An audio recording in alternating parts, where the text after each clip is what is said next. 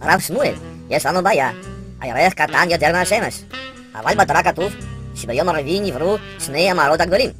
צריך לחקור את העניין הזה. אנחנו לא ניתן לפגוע בירח.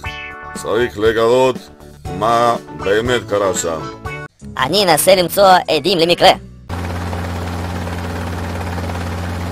חקרתי את הכוכבים, חברים של הירח. הם אמרו לי שהם נבראו אחרי הירח. אולי יש לזה קשר לזה שהירח נהיה קטן יותר. אז הכוכבים קטנים וגם הירח קטן. צריך להבין למה השמש נשארה גדולה, אבל לירח נוספו כוכבים קטנים לידו. אני טס לחפש עדים נוספים. אמנם נבראו לפני כולם, אולי הם יודעים מה קרה. רב שמואל, המים סיפרו לי שהירח שאלה למה שני המערות הגדולים. בגלל זה היא הוקנה.